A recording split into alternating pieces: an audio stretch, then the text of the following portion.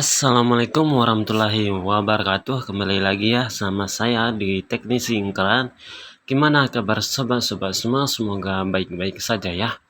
Nah, jadi di depan kita ini sudah ada HP Realme 5i dengan kasus layar bergaris ya, ataupun LCD berbayang-bayangan seperti ini.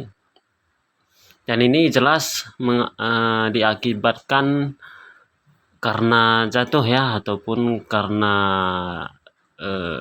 benturan. Jadi yang jelas HP ini LCD-nya yang rusak ya. Selain itu nggak ada kendala apapun. Nah, jadi memang kalau di perkampungan ataupun di perkotaan itu lebih sering LCD yang rusak ya.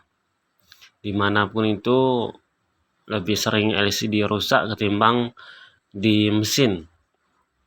Ini coba saya cas juga normal, dan sebelum kita bongkar terlebih dahulu kita matikan untuk HP-nya. Biar saat pembongkaran layarnya tidak hidup-hidup ya, tidak kepencet-pencet.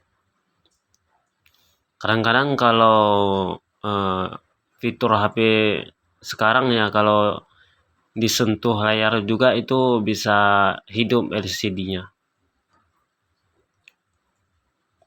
Ya, lebih baik kita matikan ya sebelum kita copot untuk di back cover ya.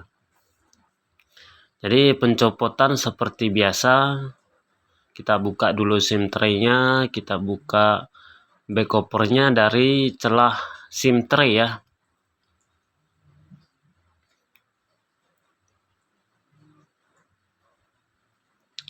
Kita buka juga untuk baut-bautnya mesin atas ya.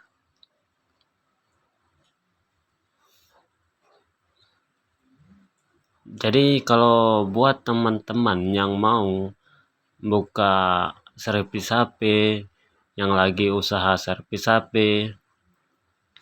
lagi merintis servis HP ya, contohnya seperti saya ini lagi merintis, lagi dalam masih pemula ya. Jadi jangan putus asa, tetaplah untuk mencobanya, karena kita temui di lapangan itu sering ganti konektor cas, ganti LCD seperti ini ya. Ya, jadi pencopotan baterai terlebih dahulu kita copot untuk konektornya, itu jangan sampai lupa ya.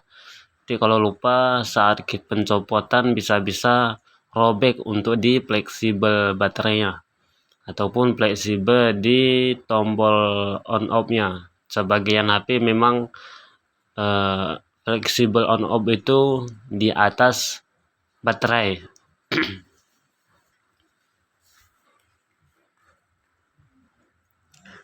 Nah, kelihatannya HP ini sudah pernah ganti LCD juga ya. Jadi saya lihat itu tadi ada plastik di fleksibelnya yang warna biru ya. Itu menandakan LCD yang baru, biasanya seperti itu. Nah, ini untuk LCD-nya ada sedikit jengat ya, ataupun terbuka tadi, sehingga saya lebih mudah untuk mencopotan di LCD-nya ini. Ya, benar sekali itu udah pergantian LCD ya, sudah pernah ganti LCD. Segelnya juga masih lengket ya di situ. Nah, jadi sebelum kita cek ke toko spare part, sebelum kita pasangkan LCD yang baru, terlebih dahulu kita bersihkan lemnya di frame. Sisa-sisa lem LCD yang sebelumnya kita bersihkan sebersih mungkin ya. Jadi di HP ini saya menemukan lem itu sangat mudah ya untuk membersihkannya. Nggak tahu pakai lem apa, itu warna putih. Dan setelah kita bersihkan, kita rapikan lagi untuk baterainya, kita pasang lagi soketnya juga. Dan pastikan sebelum kita bawa ke toko spare part ya, kalau tidak ada LCD-nya, terlebih dahulu kita caskan ya untuk HP-nya biar lebih aman. Kita kan nggak tahu ya untuk di isi baterainya itu ada berapa persen. Nah, lebih baiknya kita cas dulu ya sebelum kita berangkat ke toko spare part, dan masukkan ke plastik bubble wrap seperti ini supaya baut-bautnya untuk di fleksibel fingerprint tidak berceceran dan kamera di mesinnya itu tidak terkena debu ya.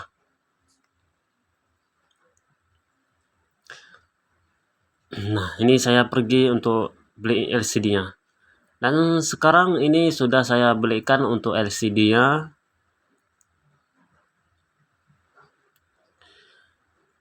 Ini kemarin sudah saya cek di toko spare part untuk LCD-nya. Kalau ada lem seperti itu kita buka pelan-pelan saja ya. Jangan kuat-kuat. Sebelum pengeleman, ini terlebih dahulu saya mengecek LCD-nya ya. Jangan-jangan cek di toko spare part itu normal, sudah dibawa sini itu menjadi bergaris ataupun nggak mau sentuh, kita kan nggak tahu ya.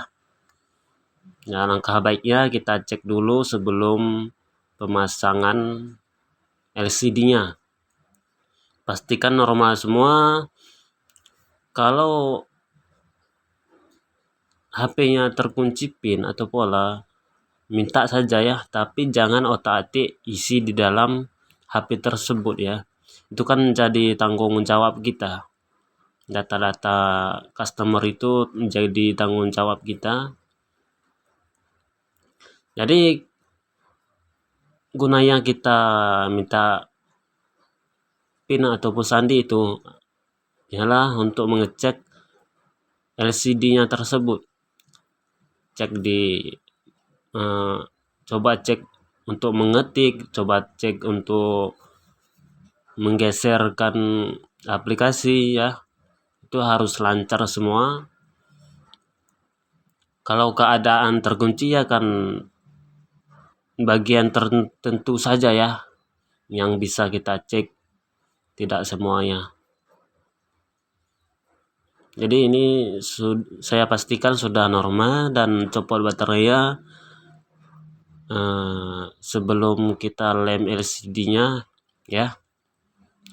Ini kita kelentek dulu ya, kita copot untuk plastiknya, lemnya juga, segelnya harus kita buka ya, kita bersihkan, jangan sampai nanti terganggu ya untuk pemasangan karena segel belum kita sobek, kita copot ya.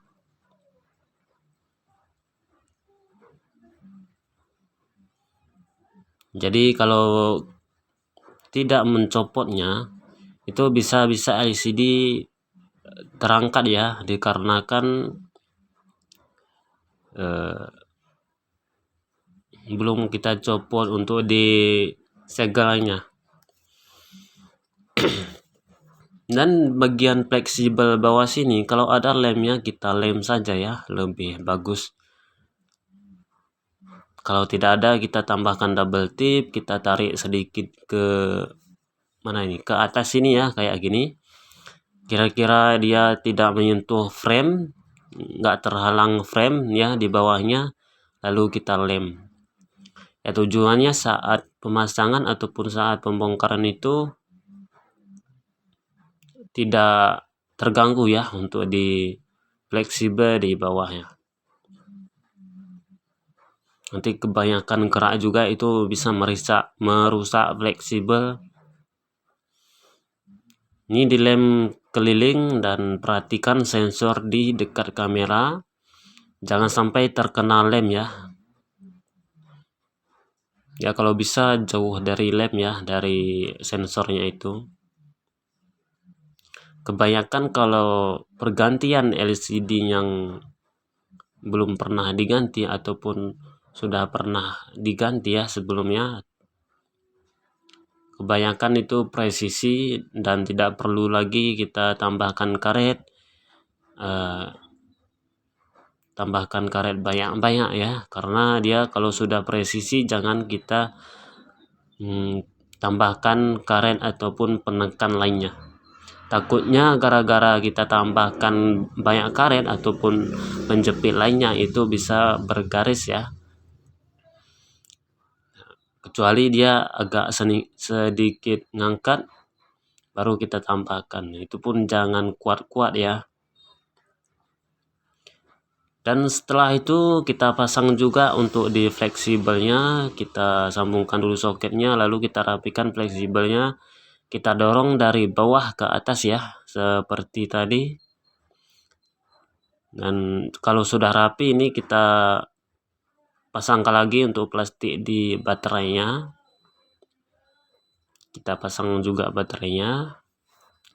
Dan di sini saya sengaja untuk mencopot di kamera belakangnya ya, dan kamera depannya, supaya saat kita bawa untuk di toko spare part ke bawah itu kamera tidak terkena debu ya, supaya kameranya tetap jernih. Jadi kadang-kadang kita tidak sengaja untuk menyentuh lensa di kameranya sehingga kualitas kameranya itu kurang ya, dia agak buram. Alangkah baiknya kita copot juga. Dan saat pemasangan kita pasang dulu untuk di fingerprint kameranya yang kita copot, lalu baterainya. Ya, kalau pemasangan baterai itu belakangan ya, kalau pemasang fleksibel baterai itu belakangan. Karena kalau baterai kita pasang duluan, itu bisa-bisa saat pemasangan fleksibel lainnya itu kadang-kadang dia nggak pas ya, sehingga mengkonsletkan, menghubungkan kaki lainnya dengan lainnya. Ya itu kan karena kita pasang baterai, soket baterai, otomatis kan daya yang dikeluarkan baterai itu menyebar ya, menyebar ke mesin. Jadi ayolah, kalau buat teman-teman yang mau servis HP, memulai usaha servis HP, silahkan ya. Oke, ini sudah saya bautin dan ini saya cek lagi ya. Oke, ini sudah normal semua, nggak ada kendala apapun ya. Saya cek kamera pun jernih, dan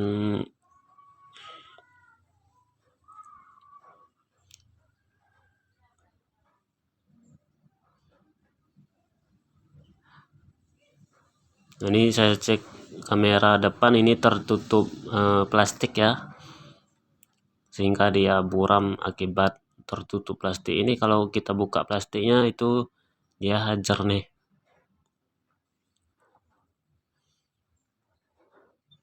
Nah, setelah kita cek normal semua, ini kita cek dulu juga untuk di tes ya, tes di sensor. Ini saya tutup dulu untuk di back covernya. Nanti saya cek untuk di sensor dengan cara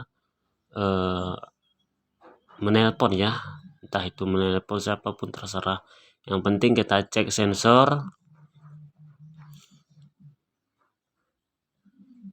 Ini kalau ada sisa-sisa lem kita bersihkan dulu ya.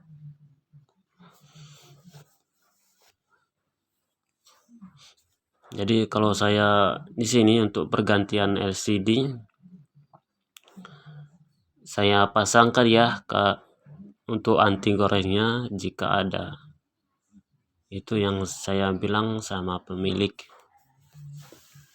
Jadi kalau untuk anti gores, kalau ada saya pasangkan, kalau nggak ada ya jangan jangan terlalu berharap. Ini sudah saya pasangkan untuk di anti goresnya. Ini sengaja saya potong-potong ya, karena itu kepala saya menutupi kamera, rambut saya. Ya itu mungkin keadaan nggak sadar ya saat kami itu nggak ingat. Ini saya cek lagi untuk di panggilan darurat ya, cek sensornya. Oke, ini sudah aman ya, kalau kita tutup itu bisa mati layarnya. Pasangkan lagi untuk di SIM tray-nya, coba cek sinyalnya ada apa enggak. Dan ini saya sudah minta izin ya sama pemilik HP ini, nanti saya videokan dan saya upload di YouTube. Ya, beliau sudah memberikan izin ya untuk mengupload saat servis HP ini. Dan video ini semoga bermanfaat ya buat teman-teman semua. Assalamualaikum warahmatullahi wabarakatuh.